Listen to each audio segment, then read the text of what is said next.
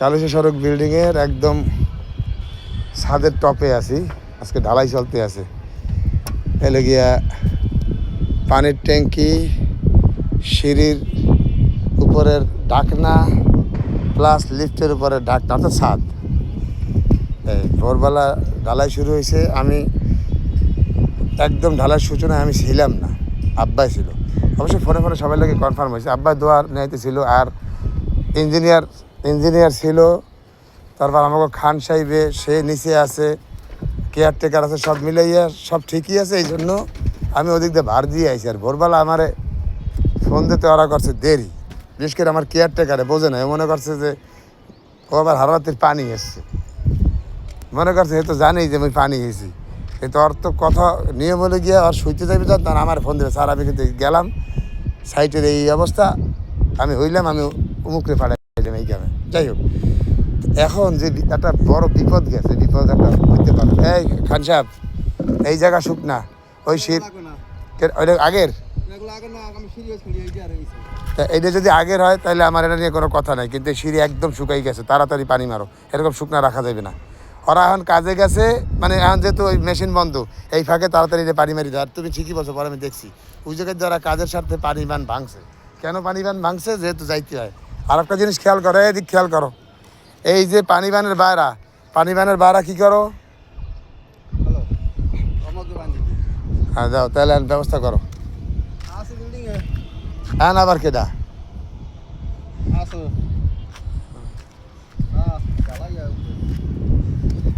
বেহুদা ফোন রাখি কাজের কথা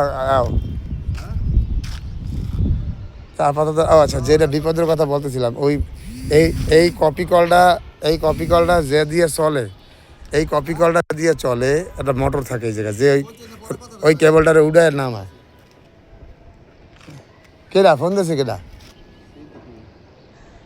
আসলে একটা মূর্খ তোমার। আমি তো বলতেও আছি যে বেহুদা এখন ফোন রাখো, এই জায়গায় সালা দিয়ে তাড়াতাড়ি পানি ব্যবস্থা করো। ওরা আর আগে এই জায়গায় পানি দাও, সালা ঠিক করে দাও।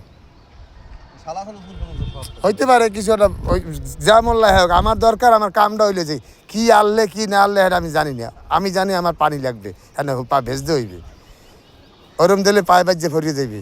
এটা হ্যাঁ জাগাও, নিচ দিয়ে আর এদিকে আনো, নিচে লাগলে একটু খালি থাক, উপরে এদিকে পাওয়াই দে, এই জায়গায় আনো, এই পর্যন্ত পাওয়াই দাও, ডাকিয়ে দাও।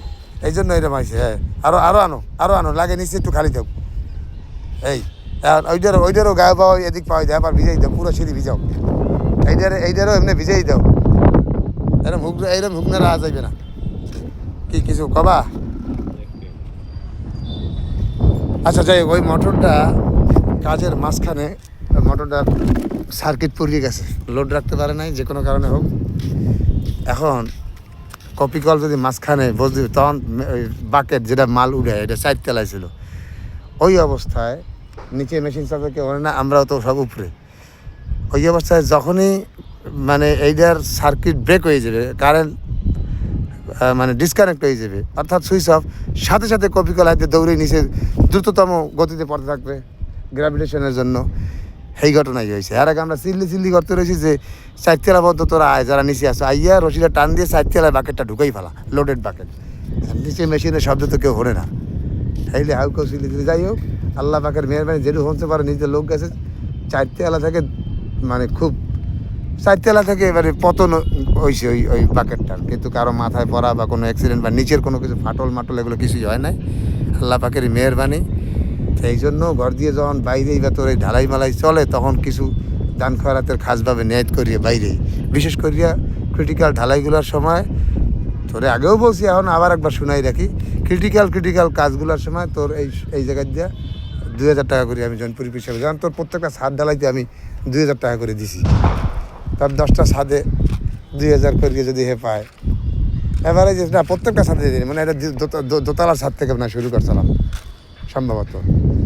তারা এখানে নয়তলায় এই এত 2 বছর 18,000 টাকা দিয়েছি, কিন্তু 2000 টাকা করে আমি জৈনপুরি বিষয় দুর্গত পক্ষ দিয়ে হারিয়ে দিয়ে দিচ্ছি। আব্বা জানে, লেহা আছে, তোর মনে মুখে একবার কইছিলাম। আজকে যেমন গত 7টা জায়গার এই 7টা জায়গা হয়েছে, সেই দিন দেই নেই, কিন্তু সেদিন নিয়ত করছি এই যে জায়গা লইবে, এই কারণে 2000 টাকা দেবো। আজকে ঘর যে নামার সময় আমি তখন দোয়া পড়তে যে হুজুর নিয়ত করি, কার জন্য কী হইবে কি এটা বিষয় না, কিছু দান খয়রাতে নিয়ে যে আল্লাহ তুমি এই দান খয়রাতের উচিলায় কাজগুলোর হেফাজত করিও, মানে সব কিছু হেফাজতে রাখো। আর এনারা ওসিলা দেওয়া মুস্তাহাব, সুন্নাত, জায়েজ, বৈধ, এরা কোরআনের দলিল শুনেছি, চমৎকার চমৎকার দলিল শুনেছি। তোরা যখন এই নুল্লা কাকু লাগে আর এই ওসিলা লইয়ে কথা কও, বৈধ কি অবৈধ অমুক সমুক, এমন এমন সব তাফসির শুনাইছি যতটুকু স্মরণ আছে কিনা আমি জানি না। তো ওনারা যেহেতু আবু বকর সিদ্দিক রাদিয়াল্লাহু তাআলা আনহু বংশধর, জানো কিনা জানি না, আবু বকর সিদ্দিক রাদিয়াল্লাহু তাআলা আনহু সহ অন্যান্য সাহাবীদের জন্য নবীজি সাল্লাল্লাহু আলাইহি ওয়াসাল্লামের খাস ওয়াদা আছে। তাদের পরবর্তী যত প্রজন্ম আইবে, তাদের যত গোলাম তাদের মতো গুনাহ মাফের জন্য আল্লাহ নবী সাল্লাল্লাহু আলাইহি সাল্লাম দোয়া করে গেছে, এবং তাদের ওসিলা দিয়ে দোয়া করলে এই দোয়া কত কবুল। আল্লাহ আর ওসিলায় বৃষ্টি দাও, আল্লাহ রসুল লের চাচা আমাদের মধ্যে উপস্থিত আছে, হ্যাঁ ওসিলায় বৃষ্টি দাও। তা আল্লাহ অমুকের ওসিলায় বৃষ্টি, অমুকের ভাতিজার জন্য আমাকে বৃষ্টি দাও, আমাকে এই বিপদ কাটাই দাও, তোমার অমুক অলির জন্য আমাকে এই সমস্যার সমাধান করে দাও। এরকম দোয়া করা শুধু বৈধই না, বরং মুস্তাহাব।